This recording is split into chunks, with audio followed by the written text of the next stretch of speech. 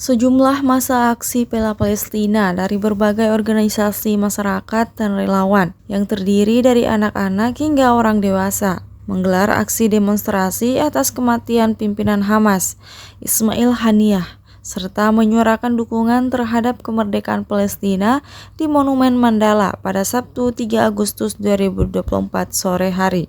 Aksi barisan resistensi anti-Israel ini diorasikan oleh beberapa perwakilan organisasi relawan hingga anak-anak, menyampaikan poin penting rasa duka mendalam atas kematian pimpinan Hamas, Ismail Haniyah, serta menyuarakan anti genosida yang terjadi. Mereka mengutuk kekerasan serta genosida yang terus terjadi di Palestina, hingga segala bentuk agresi terhadap warga sipil, terutama terhadap anak-anak. Mereka mengutuk dengan menyuarakan, "Hidup Palestina, mampus Israel, mampus Amerika." Aksi ini bukan hanya tentang simpati atas keagamaan, namun aksi ini dilakukan atas dasar rasa kemanusiaan terhadap saudara kita di Palestina. Seperti salah satu pendeta yang ikut andil dalam orasi demonstrasi bela Palestina kali ini. Pertama, secara teologis saya meyakini bahwa lembaga agama, termasuk gereja, seharusnya melihat persoalan ini secara objektif dan juga secara historis. Dan posisi teologis saya mengatakan bahwa gereja tidak boleh netral ketika terjadi penindasan, apakah itu secara personal ataukah satu bangsa menganeksasi atau merampas hak-hak bangsa yang lain, dan keberpihakan itu secara jelas harus dinyatakan. Kita tidak boleh diam. Lalu yang kedua, bahwa secara historis sebenarnya Zionis itu sama sekali bukan lahir dari sebuah gerakan keagamaan yang dipahami sebagai Yudaisme selama ini, sehingga memang yang di sana itu adalah murni gerakan politik, gerakan ekonomi yang harus dilawan karena merampas nilai-nilai kemanusiaan, dan perjuangan kemerdekaan Palestina itu harusnya menjadi perjuangan universal dari umat manusia, di mana ketika di zaman modern ini masih ada satu bangsa merampas kemerdekaan hak bangsa yang lain. Dan kita lihat sekarang kecenderungannya bahwa di Amerika sendiri, di kampus-kampus, di Eropa sendiri, di kampus-kampus itu kemudian mulai gerakan perlawanan itu untuk mendukung kemerdekaan Palestina. Saya kira saya tidak melihat itu sebagai sebuah kendala, karena sebenarnya gereja-gereja di Indonesia umumnya juga, terutama persekutuan gereja-gereja itu mendukung kemerdekaan Palestina. Hanya kemudian acap kali gereja masih malu-malu, gereja belum terlalu secara terbuka menyatakan itu, juga karena ada kesalahpahaman yang sebenarnya memang harus diperbaiki, bahwa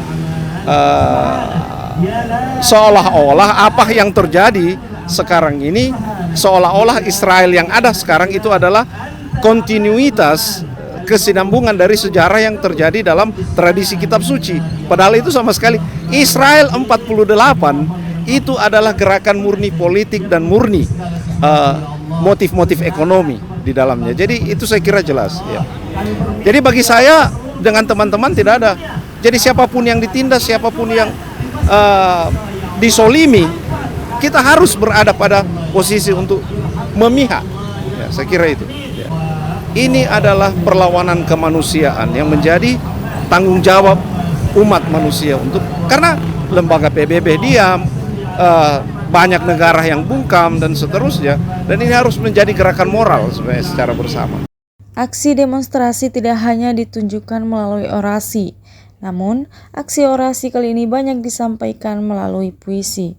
Perusahaan Al-Quds adalah sebuah komunitas yang terus-menerus menggelorakan perlawanan terhadap Israel. Jadi bukan sekedar membela Palestina, tapi kemudian melakukan perlawanan terhadap Israel. Dan hari ini pertama kita mengikuti arahan dari Syahid Ismail Haniyah, bahwa pada tanggal 3 Agustus ini dijadikan sebagai hari solidaritas global terhadap Palestina, untuk menghilangkan atau untuk menghentikan genosida yang dilakukan oleh Israel.